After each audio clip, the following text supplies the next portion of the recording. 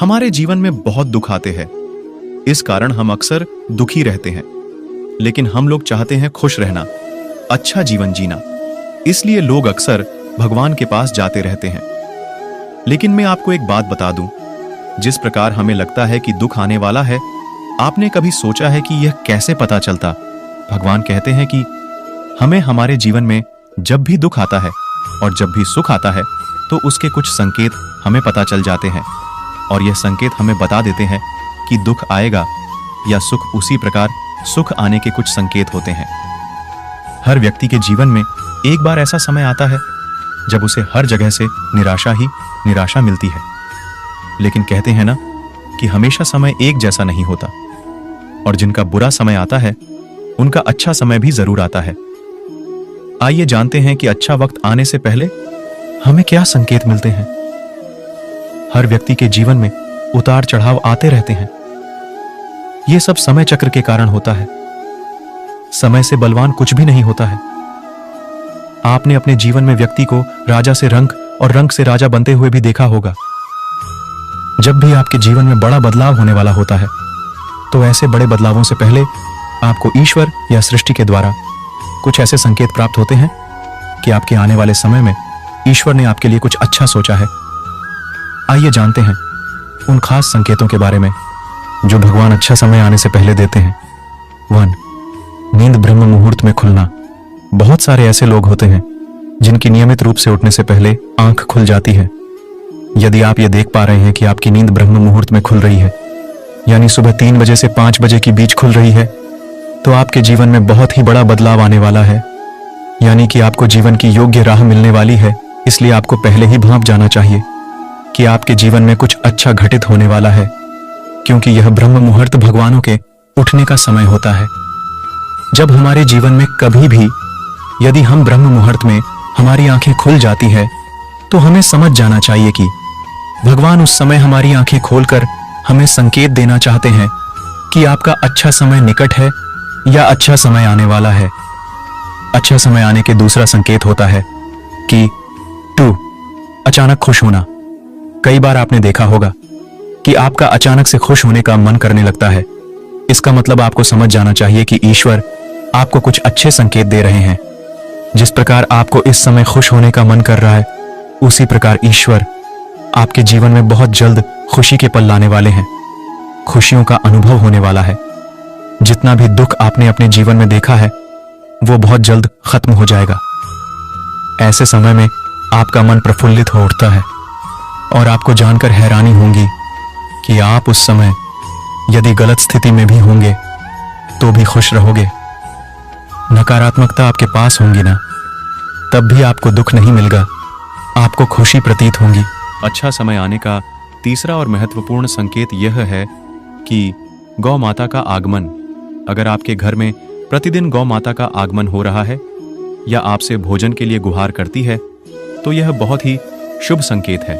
अगर आपके घर में पशु पक्षी घोंसला बना रहे हैं तो यह भी बहुत ही शुभ संकेत माना जाता है।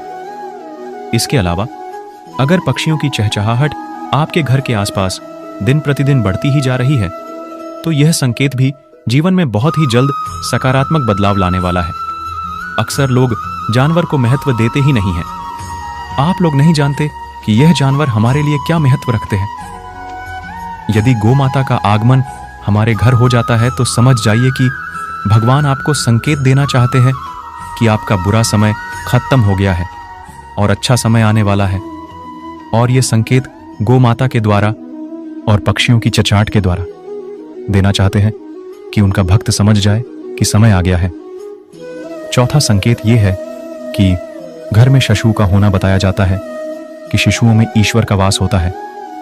अगर छोटे बच्चे या शिशु आपको देखकर अचानक से मुस्कुरा देते हैं या आपको कोई सकारात्मक बात बोल देते हैं तो ये इस बात का संकेत है कि जीवन में सकारात्मक चीजें होने वाली हैं।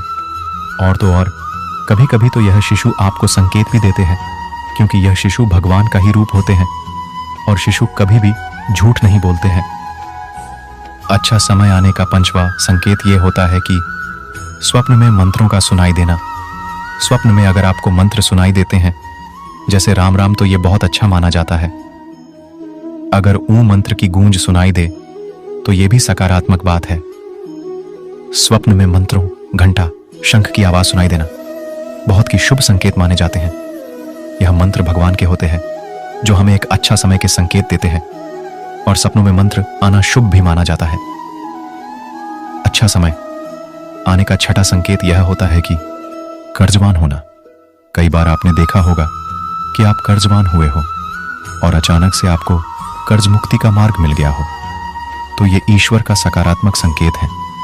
या पैसों के लेन देन में आपके पक्ष कोई फैसला आता है तो इसका मतलब यह भी जीवन के लिए शुभ संकेत ही है। धन के अलग अलग स्रोत बनना भी ईश्वर का ही संकेत है। इससे यह पता चलता है कि जीवन की आर्थिक परेशानियां समाप्त होने वाली हैं। जीवन में धन का आगमन बहुत ही तेजी से होने वाला है। आपने भी कभी सोचा होगा कि यार इतना सारा कर्ज है, ये कैसे उतरेगा, कौन उतरेगा? और एक दिन एकदम से होता है कि आपका कर्ज माफ हो चुका है या आप कैसे भी कर्ज मुक्त हो जाते हो। तो यह भी अच्छा समय आने के ही संकेत होते हैं। और आखिरी संकेत तो आप सुनकर हैरान ही हो जाओगे। और सातवां व आखिरी संकेत यह है कि शरीर के अंगों का फड़कना, पुरुषों में दायां अंग फड़कना बड़ा ही शुभ माना जाता है, चाहे वो दाईं आंख हो या दायां हाथ हो।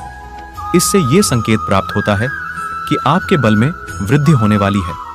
इसके विपरीत महिलाओं में अगर बायां अंग फड़कता है तो यह अच्छा संकेत है, यानी महिलाओं में बाएं अंग का फड़कना अच्छा संकेत बताया गया है और पुरुषों में दाएं अंग का फड़कना शुभ संकेत माना गया है।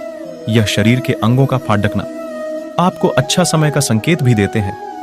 इस प्रकार इन संकेतों के माध्यम से आप महसूस कर सकते हैं आपका अच्छा समय आने वाला है।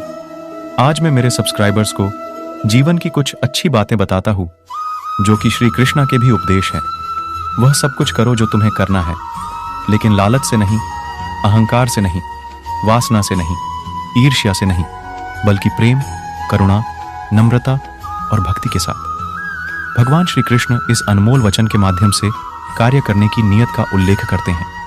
जब किसी भी कार्य करने में अगर लालच होगा, बेईमानी होगी, जलन होगी तो वो काम न तो सही होगा और न ही उसके परिणाम फलदायी होंगे। इसके अतिरिक्त जिस कार्य को हम पूरे मन से प्रेम पूर्वक करेंगे तो वो न सिर्फ हमारे लिए बल्कि समाज के लिए भी हितप्रद होगा। 2. जो आप जो चाहते हैं उसके लिए नहीं लड़ते हैं तो जो खोया उसके लिए मत रो। मनुष्य सब कुछ चाहता है पर सब कुछ उसे नहीं मिल सकता। आपको जो नहीं मिला उसके लिए पश्चाताप मत करो, और जो आपसे खो गया, जो आपसे अलग हो गया, उसके लिए निराश भी मत हो। 3.